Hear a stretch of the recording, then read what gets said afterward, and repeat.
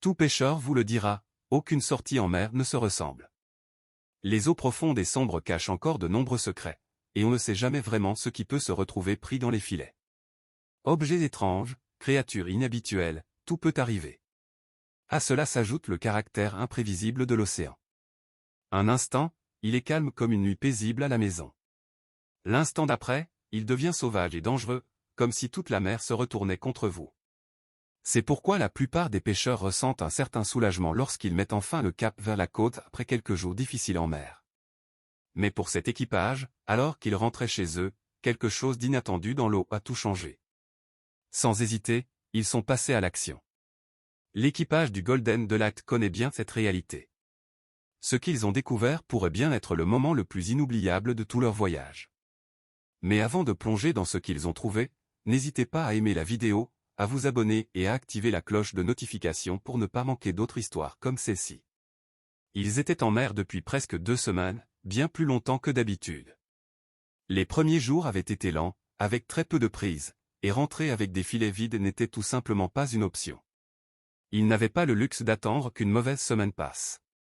La pêche est difficile et dangereuse, et malheureusement, la rémunération ne reflète pas toujours ces risques. Ce qui aggrave encore la situation, c'est que la surpêche rend les bonnes prises de plus en plus rares. De nos jours, attraper du poisson de valeur ressemble davantage à un pari qu'à une certitude. Ils ont donc décidé de changer de cap et d'aller plus loin, vers des eaux où peu de bateaux s'aventurent habituellement. Cela a pris du temps, mais leur pari a fini par payer. Ils ont atteint une vaste étendue de haute mer sans aucun autre bateau de pêche à l'horizon. Aucune concurrence. Dès qu'ils ont jeté leur filet, quelque chose a semblé différent. Lorsqu'ils ont commencé à les remonter, le poids à lui seul leur a fait penser qu'ils avaient peut-être décroché le gros lot. C'était plus difficile à hisser que tout ce qu'ils avaient connu depuis près d'1 an.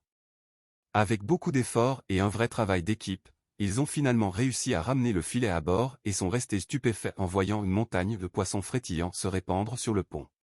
Ce premier filet était plein. Vraiment plein. Il s'est avéré que c'était la plus grosse prise qu'ils aient jamais réalisée en un seul voyage. En seulement 2 jours de pêche à cet endroit, la cale était remplie à ras-bord. Il n'y avait même plus de place pour un seau supplémentaire. Tout l'équipage était ravi, acclamant chaque nouvelle remontée comme si c'était la première. Tout semblait leur sourire. En plus de cette prise massive, ils ont aperçu des animaux incroyables en pleine mer.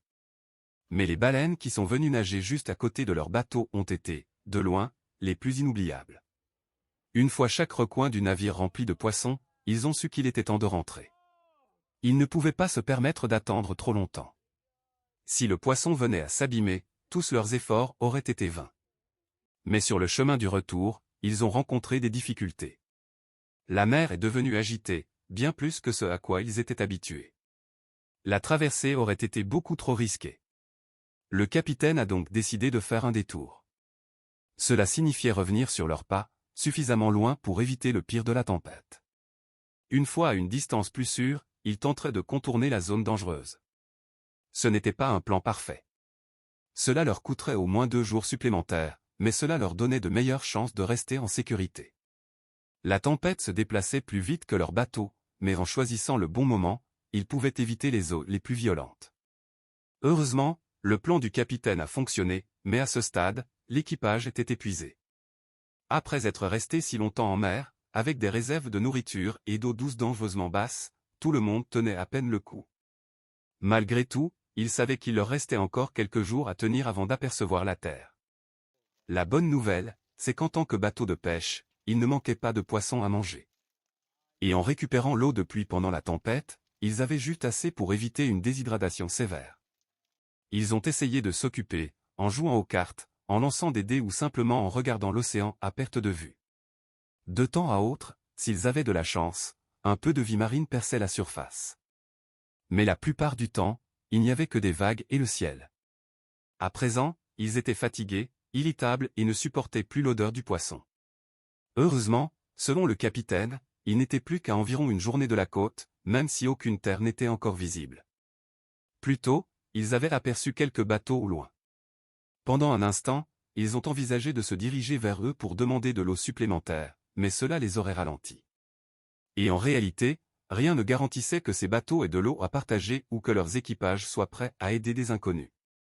Ils ont donc décidé de maintenir leur cap, concentrés sur l'idée de rentrer le plus vite possible, sans rien laisser les retarder. Puis, soudainement, quelque chose d'incroyable est apparu. Juste au-dessus de l'horizon, une fine ligne de terre s'est dessinée, claire et indéniable. L'équipage éclata de joie. Après tout ce qu'ils avaient traversé, cela ressemblait à un miracle. Ils criaient, riaient et se tapaient dans le dos comme s'ils venaient de gagner à la loterie. Mais pendant que le reste de l'équipage célébrait, l'un des hommes resta silencieux, les yeux rivés sur la côte devant eux. Il ne pouvait pas détourner le regard. Il était presque chez lui. Puis quelque chose attira son attention. Un mouvement dans l'eau, juste sur le côté. Il cligna des yeux plusieurs fois pour faire le point. Un dauphin venait de faire surface, nageant près du bateau. Il était adulte et magnifique. Au début, cela ne semblait pas inhabituel. Ils avaient vu pas mal de dauphins durant leur voyage. Rien d'anormal. Ces animaux gracieux étaient courants dans les zones où ils pêchaient habituellement. L'équipage faisait toujours de son mieux pour éviter de les prendre dans les filets. Quelques-uns s'y étaient déjà retrouvés pris auparavant, mais ils avaient eu la chance de les libérer à chaque fois, et les dauphins étaient repartis sans trop de dégâts. Mais quelque chose chez celui-ci était différent. Il ne se déplaçait pas comme les autres. Il avait du mal à nager droit et ne tentait pas de replonger. Le marin observa attentivement, le front plissé. Puis il le vit. Sa queue était étroitement enroulée dans un épais filet de pêche. Il avait probablement été abandonné par un autre bateau, ou peut-être même perdu par eux. Avec le temps, eux aussi avaient perdu du matériel. Filets, cordages, engloutis par l'océan imprévisible.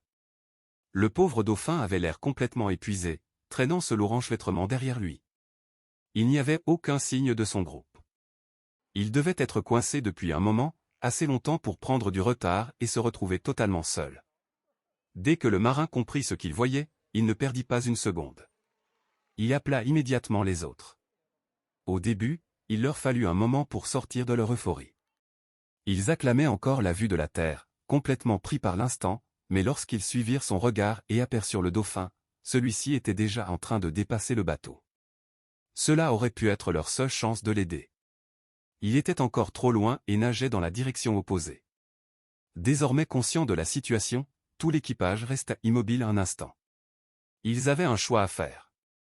Devaient-ils faire demi-tour pour tenter d'aider le dauphin, sachant que cela retarderait encore leur retour, ou continuer vers la côte et abandonner l'animal? La réponse vint sans hésitation. Tous, sans exception, décidèrent d'aller après le dauphin. Certaines personnes pourraient penser que, parce que les pêcheurs gagnent leur vie grâce à l'océan, ils se soucient peu des animaux qui y vivent. Mais rien n'est plus faux. Ces hommes respectent profondément la mer. Leur vie en dépend. C'est une relation comparable à celle d'un agriculteur avec ses animaux. Il peut les élever pour se nourrir, mais cela ne signifie pas qu'il ne s'en soucie pas. Sans perdre de temps, le capitaine fit virer le bateau et mit le cap sur le dauphin en difficulté. De loin, ils le virent tenter de plonger à plusieurs reprises, pour remonter presque aussitôt. Sa queue prisonnière rendait clairement toute plongée impossible. Le bateau ne mit pas longtemps à le rattraper.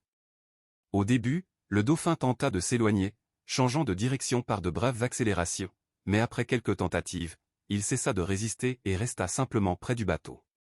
Personne ne savait s'il était trop fatigué pour lutter ou s'il avait, d'une manière ou d'une autre, compris que de l'aide était arrivée. L'équipage n'avait pas l'équipement adéquat pour hisser un dauphin à bord en toute sécurité. Ils prirent donc une décision rapide, utiliser précisément ce qui avait causé le problème au départ. Ils jetèrent leur propre filet de pêche, espérant guider le dauphin dedans.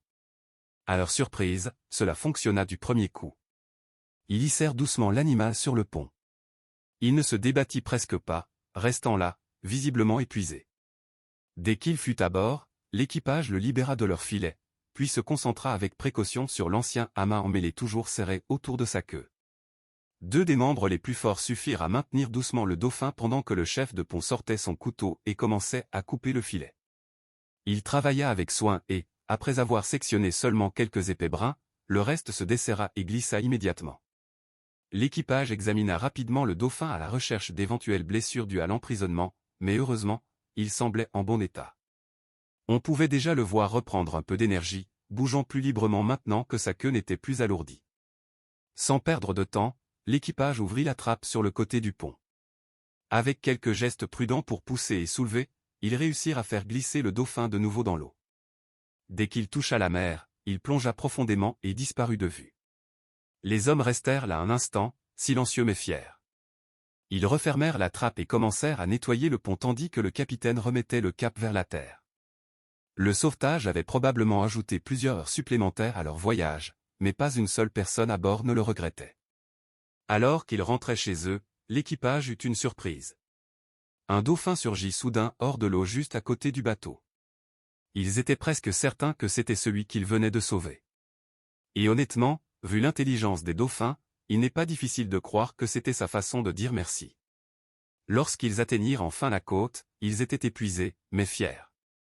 Ils ne revinrent pas seulement avec une cale pleine de poissons et un bon salaire en perspective. Ils rentrèrent avec une histoire qu'aucun d'eux n'oublierait jamais, une histoire qu'ils raconteraient pendant des années.